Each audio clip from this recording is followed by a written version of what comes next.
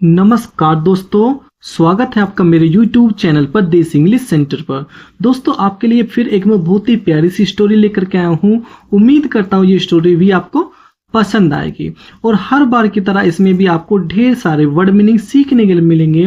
और पिछली वीडियो की तरह आपको इसमें वीडियो के लास्ट में जितनी भी इसमें डिफिकल्ट वर्ड मीनिंग है उनका मैं एक छोटा सा पर्चा बनाकर आपको इसमें दिखा दूंगा कि ये इसमें डिफिकल्ट वर्ड हैं और इन्हें आप अपनी कॉपी पर नोट डाउन कर सकते हैं।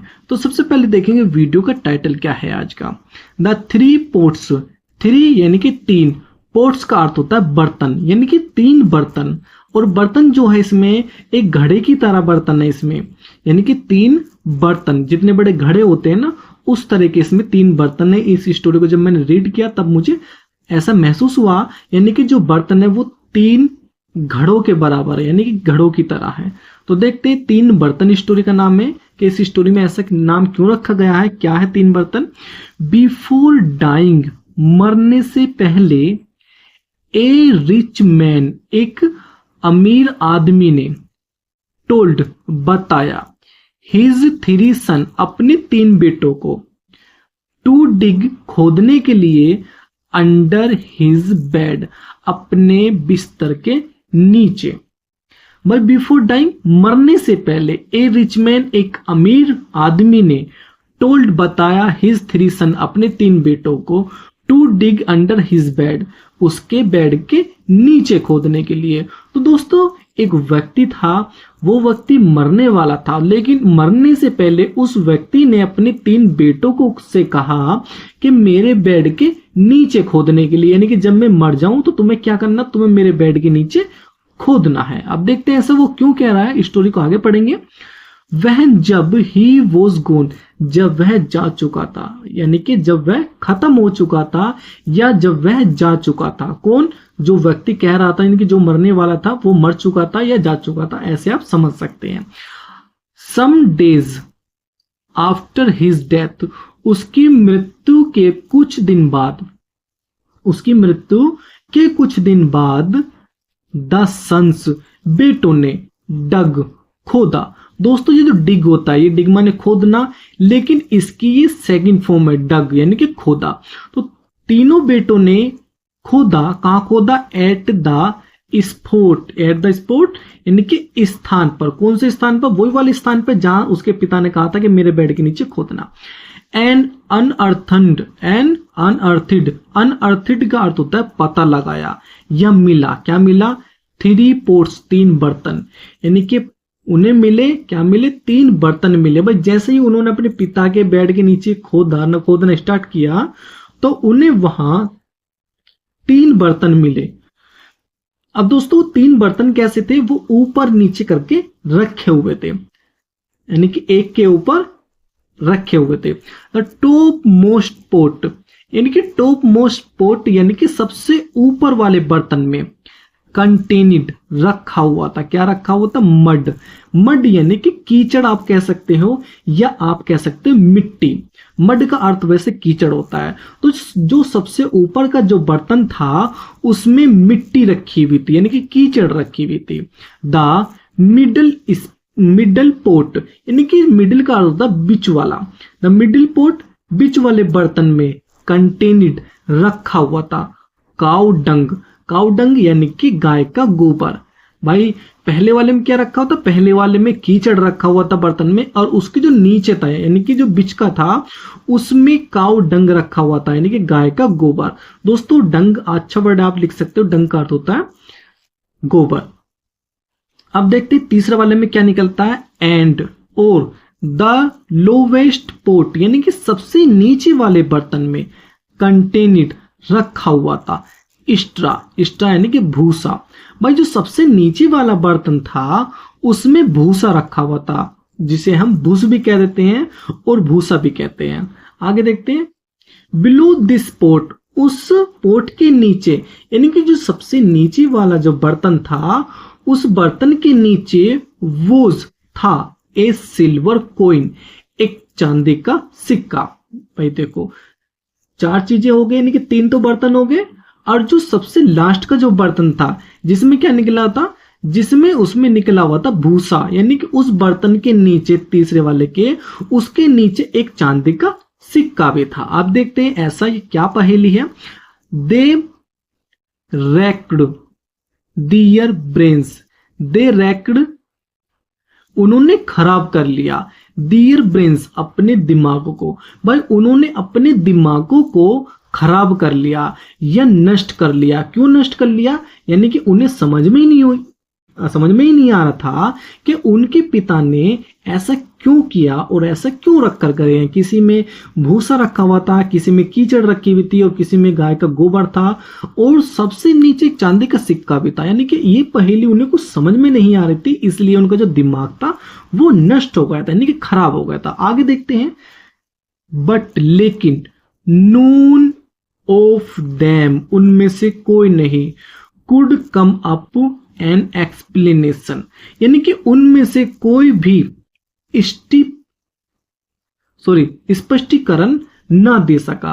भाई उनमें से कोई भी स्पष्टीकरण ना दे सका, या आप कह सकते हैं उनमें से कोई भी व्याख्या न कर सका, क्योंकि वो कोई भी उनमें से ऐसा नहीं था जो समझा सके कि ये ऐसे ऐसे, इसका मतलब ये है, इसका मतलब ये, इस तरह हमारे पिताजी करके गए हैं। तो कोई भी उनमें से स्पष्टीकरण ना दे सका। आगे देखते हैं। फाइनली, अंत में, दे डिसाइडेड, उन्होंने तय किया। क्या तय किया? टू कंसल्ट, सलाह लेने के लिए। भाई अंत में उन्होंने सलाह लेने के लिए तय किया किसकी? तेलानी रामा, यानी कि तेलानी राम की। दोस्तों तेलानी रामा नहीं होता, तेलानी राम होता है।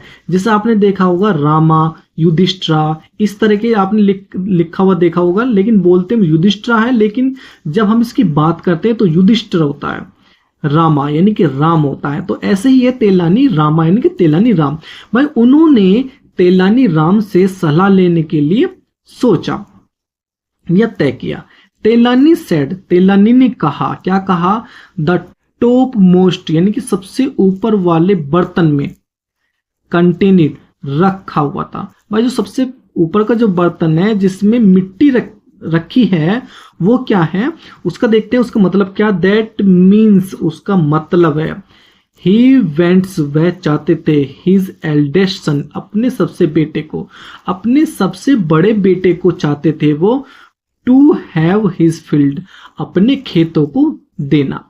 भाई देखो, जिसमें सबसे ऊपर वाले बर्तन में जिसमें मिट्टी रखी हुई थी, अब वो तेलानी राम जो है वो समझा रहा है कि जो उसके जो पिता थे, किसके, उन तीनों के जो पिता थे, वो सबसे अपने बड़े लड़के को खेत देना चाहते थे। खेतों में क्या होती है? मिट्टी, इसलिए सबसे ऊपर वाले बर्तन में क्या रखा हुआ था? मिट्टी। तो एक तो बात सॉल्व होगी। अब देखते हैं नेक्स्ट क्या है। द सेकंड पोट कंटेन्स, यानी कि जिसमें दूसरे वाले बर्तन में रखा हुआ था, क्या रखा हुआ था? काउ डंग, यानी कि गाय का गोबर। भाई देखो, दूसरे वाले में गाय का गोबर रखा हुआ था। अब देखते हैं इसका मतलब क्या। इट मीन्स, इसका मतलब है, ही वेंट्स हिज सेकंड सन, वह अपने दूसरे बेटे को देना चाहते थे। क्या देना चाहते थे? To have his herd of cattle, पशुओं के अपना झुंड को, यानी कि जितने भी उसके पशु थे उसके पिता के पास, वो अपने दूसरे बेटे को उन पशुओं को देना चाहते थे। दोस्तों हेड का अर्थ होता है, हेड का यानी कि इसका हेड का अर्थ होता है झुंड या समूह, यानी कि जितने भी पशु थे उसके पिता के पास, वो अपने दूसरे बेटे को पशु देना चाहते थे, सारे जानवर देना चाहते थे। इसलिए उसमें दूसरे बर्तन में क्या रखा हुआ था? गाय का गोबर, यानी कि जो पशु थे वो गोबर करते, तो इसलिए वो गाय के वो गोबर उसमें रखा हुआ था। दो प्रॉब्लम जो है वो सोल्व होगी। तीसरे में देखते हैं। द लास्ट पोट कंटेन्स, यानी कि तीसरे बर्तन में रखा हुआ था, क्या रखा हुआ था? स्ट्रा, स्ट्रा यानी कि भूसा। इसका देखते हैं इसका अर्थ क्या होगा। नाउ अब straw is golden coloured, now अब स्ट्रा भूसा इज होता है गोल्डन कलर्ड, यानी कि सुनहरे रंग का। भाई जो भूसा होता है, जो भूस होता है वो किस कलर का होता है?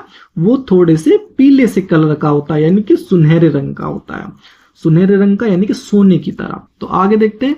दैट मीन्स, उसका मतलब है, ही वेंट्स हिज यंगेस्ट सन, वे अपने सबसे छोटे बेटे को चाहते थे। यंगेस्ट होता सबसे छोटा बेटा, तो वो अपने सबसे छोटे बेटे को देना चाहते थे। क्या देना चाहते थे?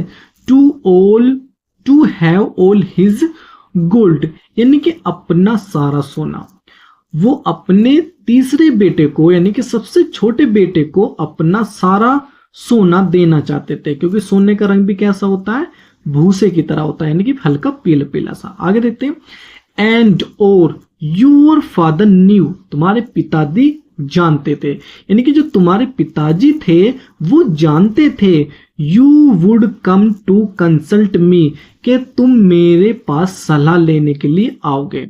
भाई देखो, इतनी बात भी कह रहा है कि वो तुम्हारे पिताजी जो थे वो ये भी जानते थे कि तुम मेरे पास सलाह लेने के लिए आओगे। इस्माइलिड तेलानी, तेलानी मुस्कुराया। द कोइन, यानी कि वह सिक्का, कौन सा सिक्का? जो सबसे नीचे मिला था। इज माई फी, क्या है वो मेरी फीस है। भाई वो कह रहा है कि तुम्हारे पिताजी ये भी जानते थे कि तुम तीनों मेरे पास आओगे, तेलानी के पास आओगे, काय के लिए? सलाह के लिए। तो इसलिए उन्होंने सबसे नीचे एक चांदी का सिक्का भी रख दिया। तो वो क्या है? वो मेरी फीस हुई, क्योंकि मैंने तुम्हारी प्रॉब्लम को सॉल्व किया है। तो दोस्तों इसमें ये देखते हैं सबसे पहले कि इसमें डिफिकल्ट वर्ड हमें क्या मिले थे। पोट, पोट का अर्थ होता है दोस्तों बर्तन। क्या होता है पोट का अर्थ? बर्तन। और डिग, डिग का अर्थ होता है दोस्तों खोदना। क्या होता है? खोदना। कंटेन, कंटेन का अर्थ होता है दोस्तों रखना। डंग, डंग का अर्थ होता है गोबर। रैक, रैक का अर्थ होता है नष्ट करना या खराब करना। मड, मड मिट्टी कह सकते हो आप, या कीचड़। स्ट्रा, स्ट्रा का अर्थ होता है भूसा, यानी कि भूस या भूसा।